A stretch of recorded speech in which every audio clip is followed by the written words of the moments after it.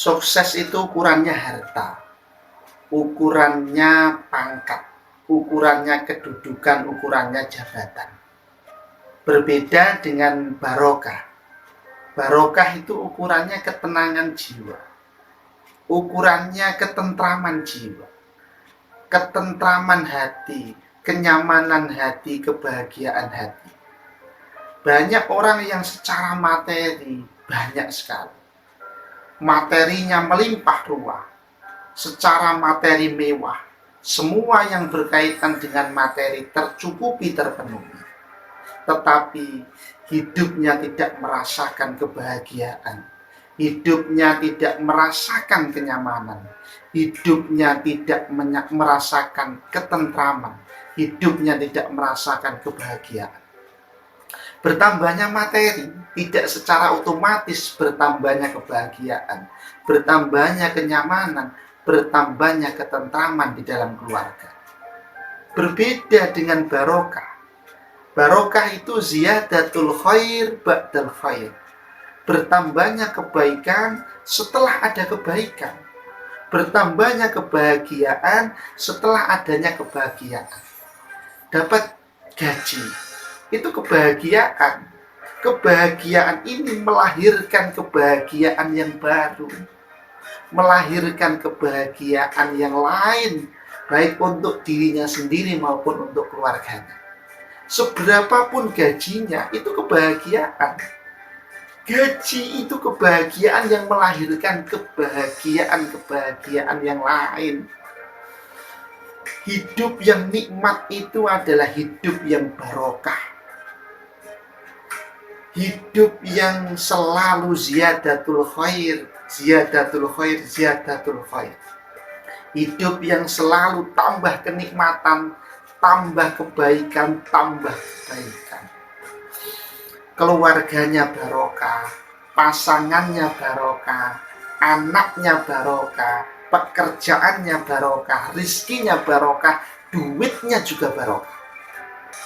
Duit yang barokah itu tidak selalu yang jumlahnya banyak. Kadangkala duit yang jumlahnya sedikit itulah yang barokah, karena bisa menambah kebahagiaan, menambah kenyamanan dan ketentraman dalam hidup. Alhamdulillah kalau duit itu banyak dan barokah, alhamdulillah. Jadi duit yang barokah itu duit yang bisa menjadi sumber kebahagiaan, duit yang bisa menjadi sumber kenyamanan keluarga, duit yang bisa menjadi sumber ketentraman keluarga, duit yang bisa menjadi sumber keluarga yang rukun, yang tentram, duit yang bisa melahirkan atau menjadi sumber keluarga yang samarabala, sakinah, mawaddah, rahmah, barokah dan maslahah. Punya uang 200 juta, tetapi anaknya ketika dinasihati malah bentak-bentak. Anaknya tidak bisa diatur, yang laki-laki kena narkoba, yang perempuan kena korban pemilu, pernikahan hamil dahulu, istrinya mereknya cewek, centil dan cuawaan. Apa artinya 200 juta? Pilih mana? 200 juta tapi keluarganya tidak bahagia, keluarganya tidak tentram, dengan 20 juta tapi keluarganya bahagia. Pasti pilih 200 juta yang keluarganya bahagia dan tentram. Saya juga pilih yang itu. Rumah yang bagus itu adalah rumah yang barokah. Jangan salah paham. Rumah yang serba impor barangnya, rumah yang semuanya serba dari luar negeri, bahkan kamar mandinya juga di AC.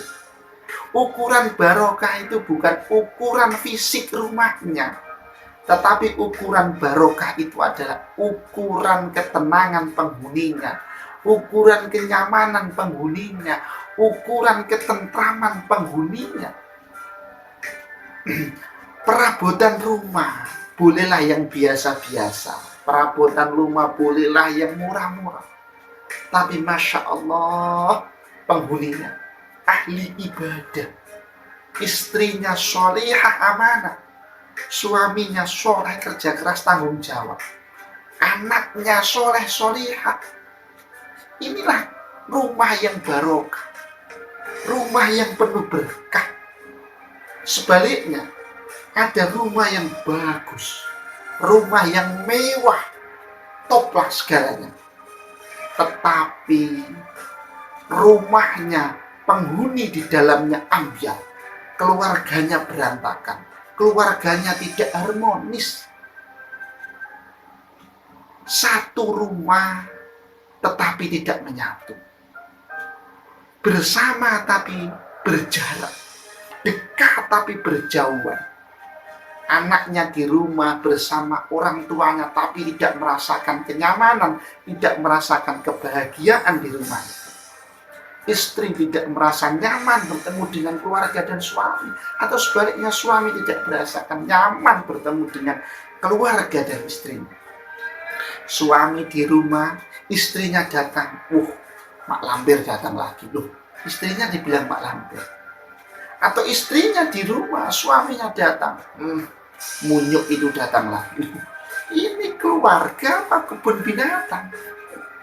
Ya Allah, ya Allah. Sebagus-bagusnya rumah, seindah-indahnya rumah itu tergantung penghuni di dalamnya. Sebagus-bagusnya rumah kalau penghuninya itu kambing, ya namanya kandang. Sebagus-bagusnya rumah kalau penghuninya orang sakit, ya namanya rumah sakit. Sebagus-bagusnya rumah kalau penghuninya itu orang gila, ya rumah sakit jiwa. Sebagus-bagusnya rumah kalau penghuninya itu hantu, ya rumah hantu. Sebaliknya, ada rumah yang jelek, rumah yang ada di tepi sawah, temboknya miring, tipe rumahnya RSS, rumah sederhana, sulit selonjor, sulit sandar, rumahnya kecil, tetapi keluarganya harmonis, keluarganya bahagia. Itulah rumah tangga yang barokah, rumah tangga yang meskipun tidak memakai tangga, tetapi keluarganya harmonis. Jadi ukuran rumah tangga, ukuran rumah yang barokah itu bukan ukuran fisiknya, tetapi ukuran hatinya. Ukuran rumah yang barokah itu bukan sekedar fisiknya, tetapi penghuninya.